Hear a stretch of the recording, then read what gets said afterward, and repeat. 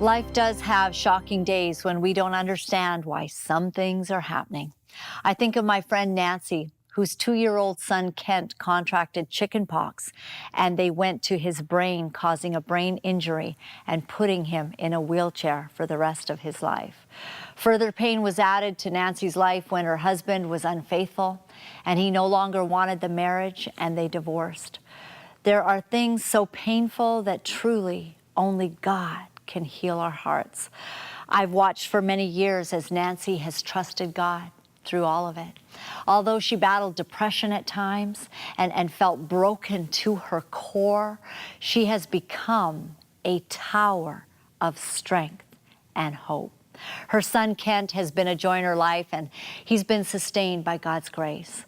God has restored what seemed impossible to survive. For those facing what seems like an immovable mountain in your life, we all hit those mountains where a circumstance knocks the wind right out of us. We get a bad doctor's report, or we face a relationship crisis. Perhaps we lose a job, or our kids are going the wrong way and we know that things are out of our control. These are difficult mountains in our lives. They seem insurmountable. I love the words of Jesus in Mark 11, verse 22.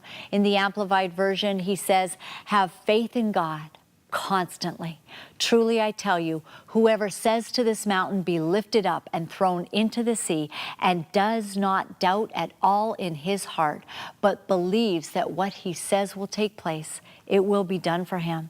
For this reason I am telling you, whatever you ask in prayer, believe, trust, and be confident that it is granted to you, and you will get it."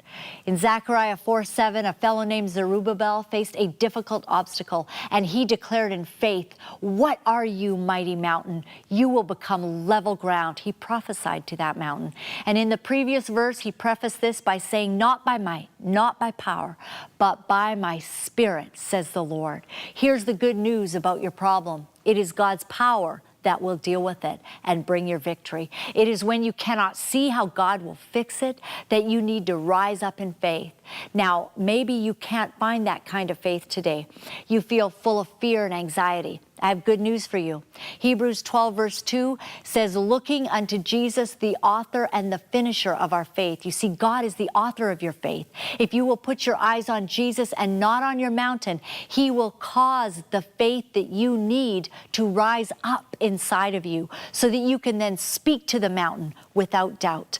God is also the finisher of our faith. As I look back over my life today and I see how God got me through every single trial, every storm, he got me through in victory. My faith is sealed. I don't fall apart like I once did when I was faced with a calamity. I remember how the Lord sustained me. I call to mind the miracles that he has performed on my behalf, and I set my thoughts to be in agreement with his word, with his ultimate purpose in my life, and I trust that whatever he allows to come across my path will be for my ultimate good.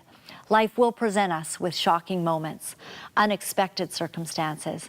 That is when we anchor our souls to the rock, which is Jesus Christ. And we know that no weapon formed against us will prosper.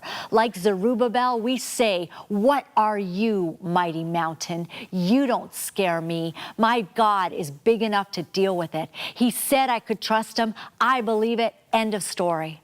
Stand firm today during the rough moments of life and watch your God bring you out the other side into victory.